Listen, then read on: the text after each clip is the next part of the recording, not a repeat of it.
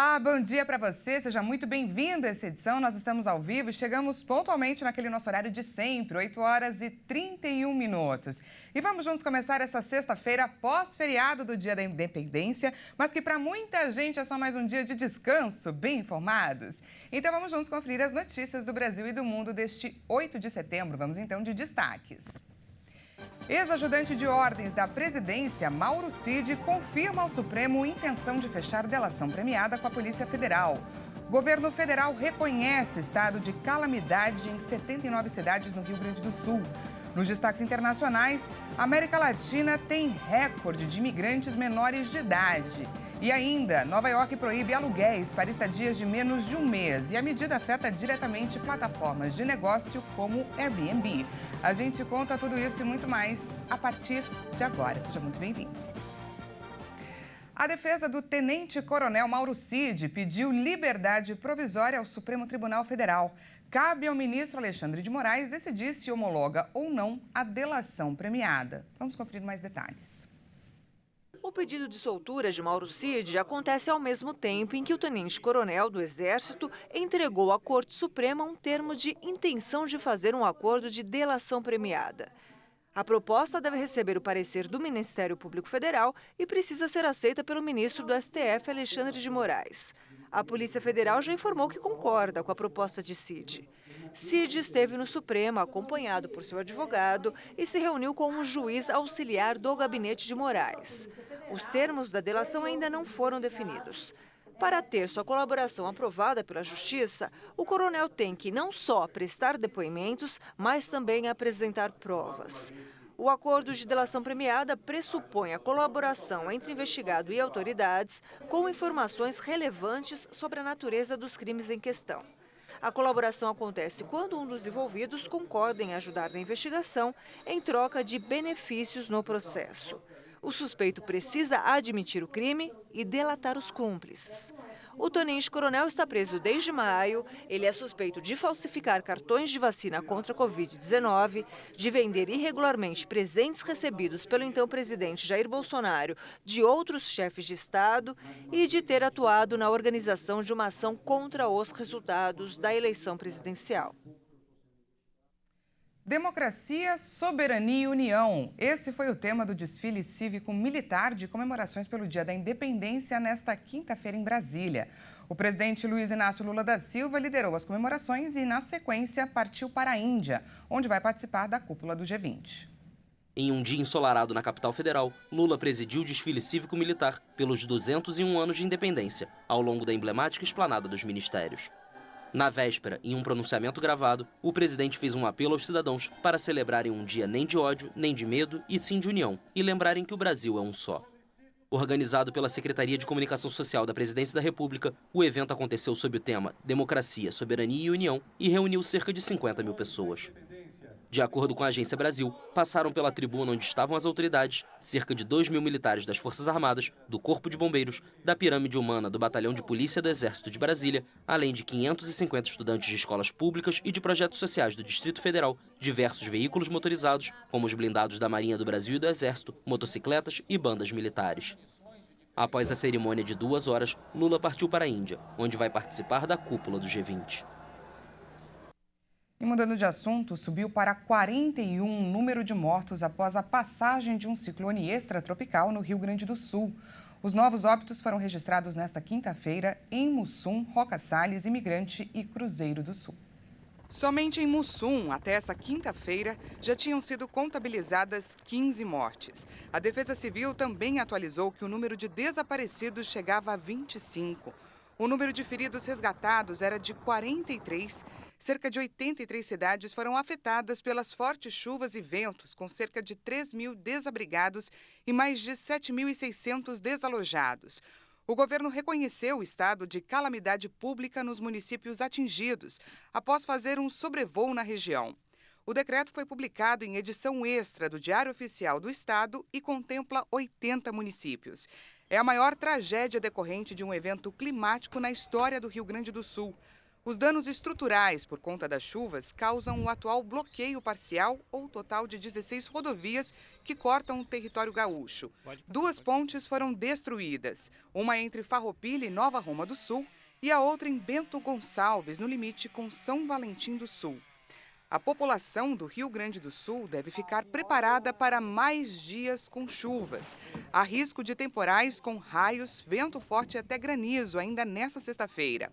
A previsão é de que a instabilidade se prolongue por 10 dias e de que em alguns pontos do estado as chuvas ultrapassem os 200 milímetros, excedendo a média de todo o mês.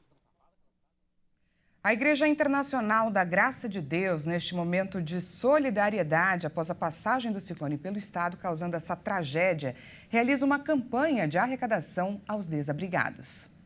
A Igreja Internacional da Graça de Deus iniciou uma campanha solidária de arrecadação de materiais essenciais para ajudar as vítimas do ciclone extratropical que assolou a região do Vale do Taquari, no Rio Grande do Sul. A campanha tem como objetivo suprir as necessidades imediatas das pessoas afetadas e proporcionar apoio durante esse período. Estão sendo mobilizados os membros e a comunidade em geral para contribuir com a doação de diversos itens. Nós estamos com uma logística organizada aí, a pedido do próprio líder estadual, pastor Lauro Doriel, que solicitou que as nossas igrejas estivessem preparadas. Então nós estamos recebendo as doações, donativos de material de limpeza, higiene, e até a sexta-feira agora nós vamos estar fazendo esta arrecadação, e aí sim, na sequência, no sábado, vamos no sistema de logística integrado, nós vamos encaminhar para Porto Alegre, para a nossa sede estadual, e de lá vai ser enviado então para esses municípios, Lajeado, Estrela, Venâncio ali, né, aquelas regiões que estão, as cidades que estão necessitadas, né? É muito importante esse tipo de ajuda que, mais uma vez, a Igreja Internacional da Graça de Deus está promovendo.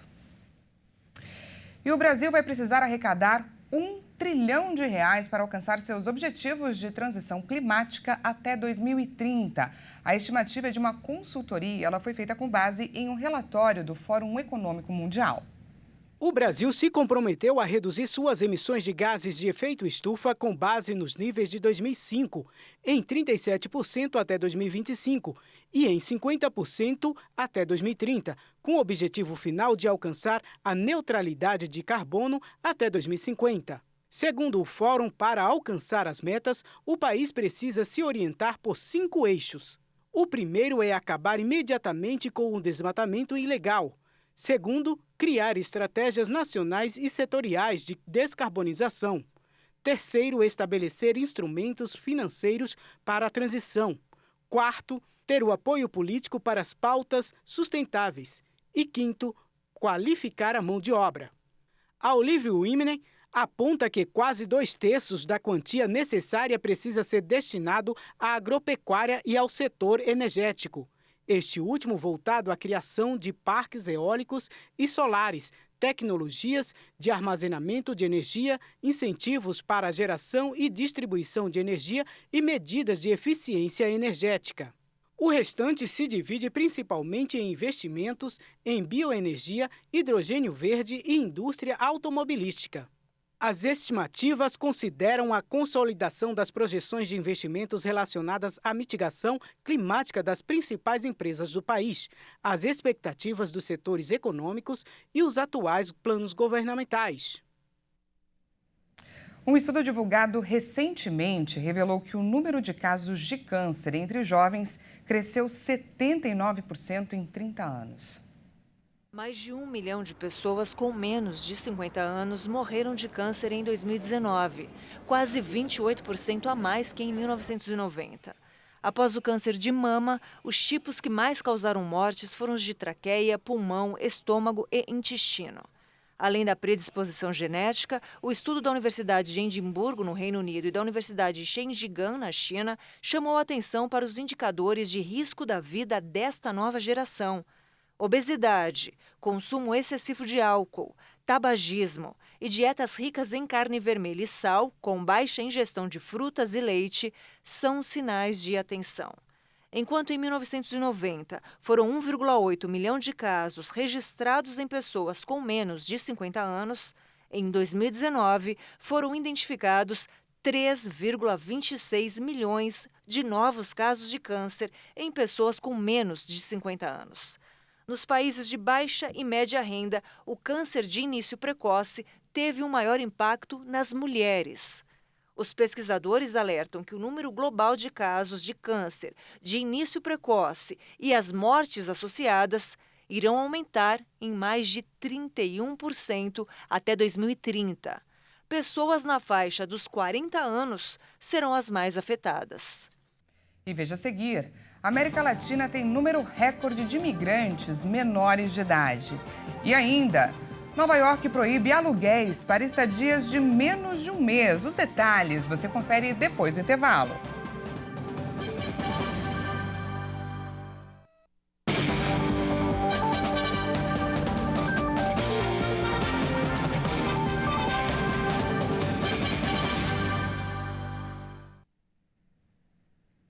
Seja bem-vindo mais uma vez, nós estamos de volta e ao vivo, 8 horas e 45 minutos pelo horário de Brasília. Voltamos agora com os destaques internacionais. A vice-presidente dos Estados Unidos, o primeiro-ministro da China e o ministro das Relações Exteriores da Rússia participaram nesta quinta-feira da cúpula do leste asiático. No evento, o presidente indonésio fez um alerta sobre o aumento das rivalidades entre as potências. Washington foi representada pela vice-presidente Kamala Harris, Pequim pelo primeiro-ministro Li Qiang e Moscou pelo ministro das Relações Exteriores, Sergei Lavrov. O presidente da Indonésia, Joko Widodo, organizador do encontro, fez um alerta sobre as crescentes rivalidades entre as potências. Posso garantir que, se não formos capazes de gerir as nossas diferenças, seremos destruídos. Se nos levarmos pelas correntes da rivalidade, seremos destruídos.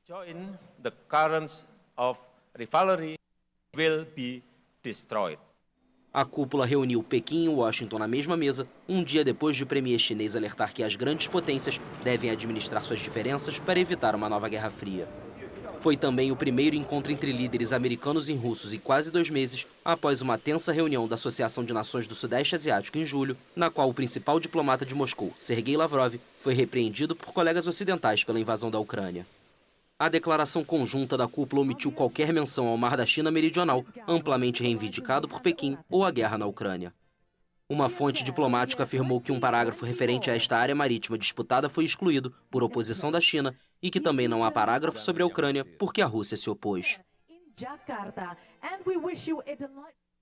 O Unicef, o Fundo das Nações Unidas para a Infância, fez um alerta. A América Latina enfrenta um número recorde de migrantes menores de idade. Para a gente ter uma ideia, 25% dos migrantes são crianças com menos de 11 anos de idade. A pobreza, a violência e a degradação do meio ambiente estão entre as causas do êxodo em massa.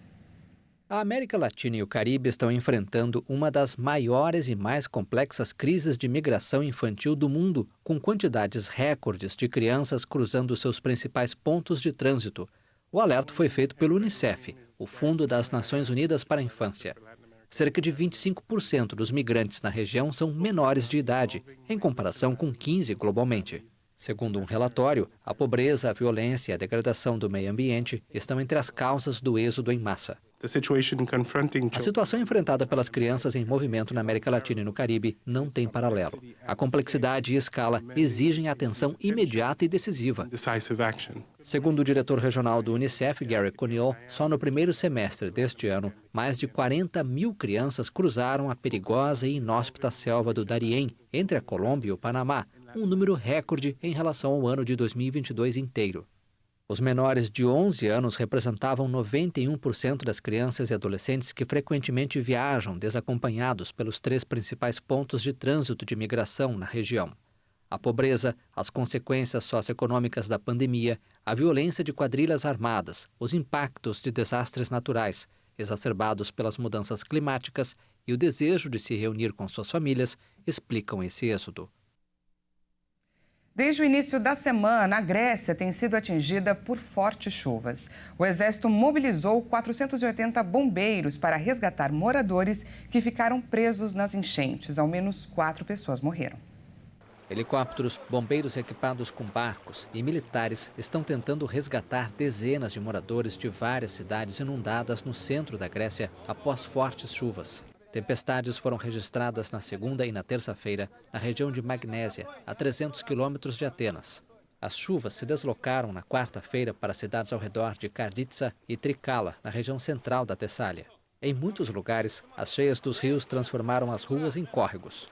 A tempestade, chamada Daniel, trouxe um recorde de precipitação em um período de 24 horas, classificado pelos especialistas como um fenômeno extremo. Até esta quinta-feira havia 4 mortos e pelo menos 6 desaparecidos. No total, 480 bombeiros com 195 veículos e apoio do Exército estão participando dos esforços de resgate. Essas chuvas torrenciais vêm depois de incêndios devastadores em várias partes da Grécia neste verão, que deixaram pelo menos 26 mortos. Além da Grécia, tempestades também atingem a Turquia e a Bulgária.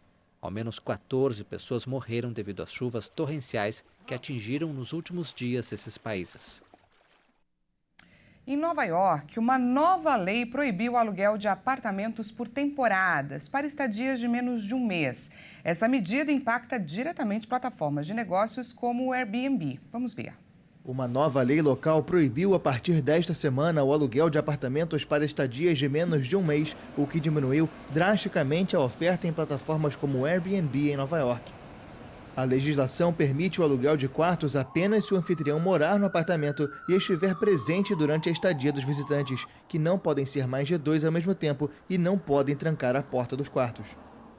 Para isso, o anfitrião vai ter que se cadastrar na prefeitura e pagar uma taxa equivalente a R$ 721 a cada 2 anos, mas as autorizações são concedidas de uma maneira muito lenta. Realmente não faz sentido. Para mim, é um dos mais populares destinos de viagens do mundo, então não faz sentido nenhum para mim. Venho de Birmingham, no Alabama, cerca de 5 vezes por ano, então estou sempre procurando opções. Os quartos de hotéis estão revoltantes nesses dias.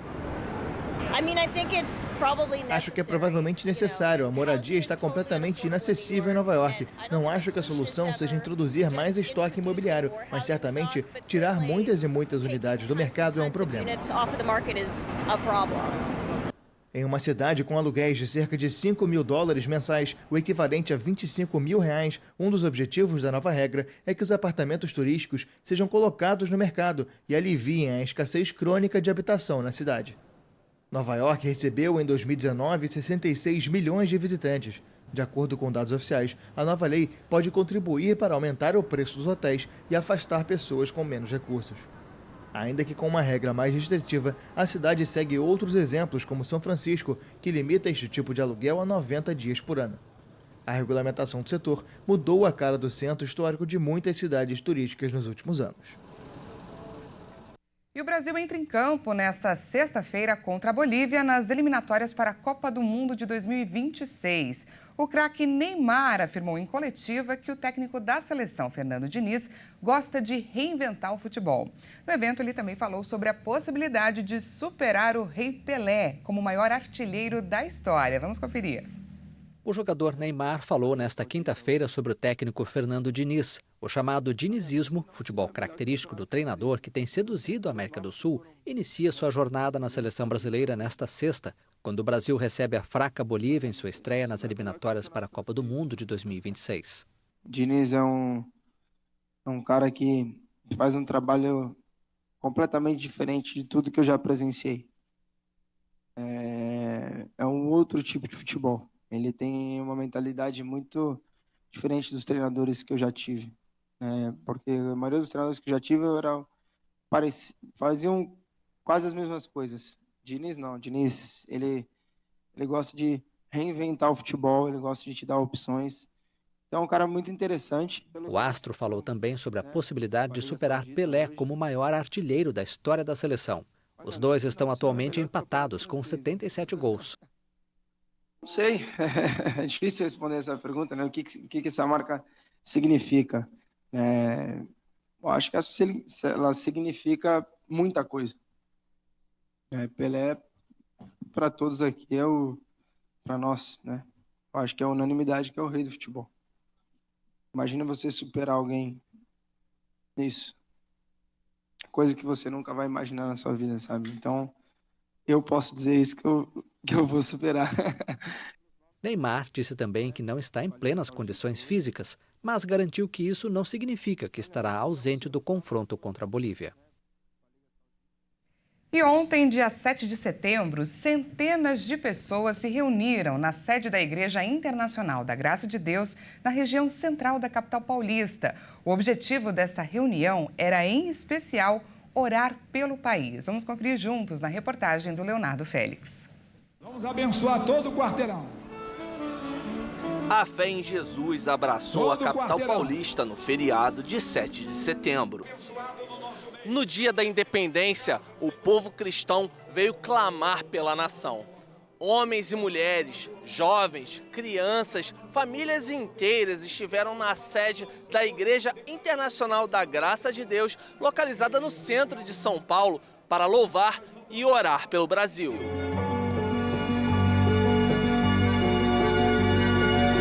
Estamos representando a nação aqui. Nós não queremos ódio no nosso coração. Nós precisamos de uma mudança total. Nós estamos vivendo momentos difíceis e que precisam de muita oração. Quão bom e quão maravilhoso é que os irmãos vivam em união.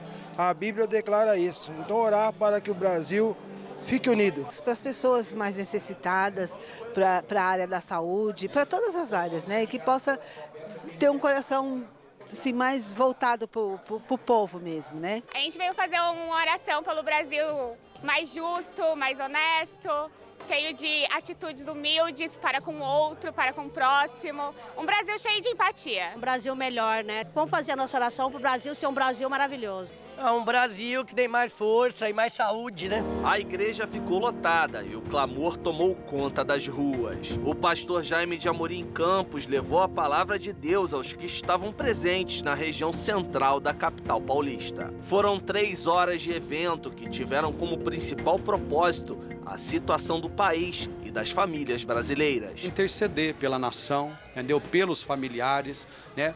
E mostrar que para a gente ser feliz, a gente tem que andar na presença de Deus. Hoje nós vimos aqui a importância de clamar pela presença de Cristo, que Ele é o mantenedor de qualquer casa, de qualquer família. Muitas bênçãos foram alcançadas e o objetivo do evento foi atingido, segundo o pastor Jaime de Amorim Campos. Colocar paz, colocar amor, mas colocar a santidade, pedindo a Deus isso.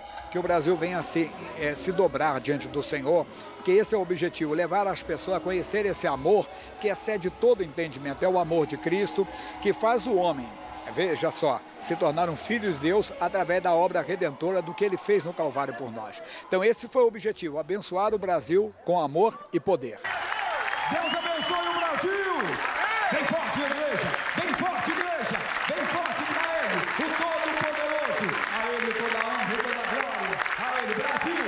Brasil! Brasil! Brasil! Você é do Senhor Jesus! Nós queremos e agradecemos! Tchau, Brasil! Fiquem na paz, fiquem na graça, fiquem com Cristo! Amém! E vocês viram a quantidade de pessoas que vieram orar pelo Brasil? Foi muito bonito esse evento, teve gente até da janela orando, muito bacana.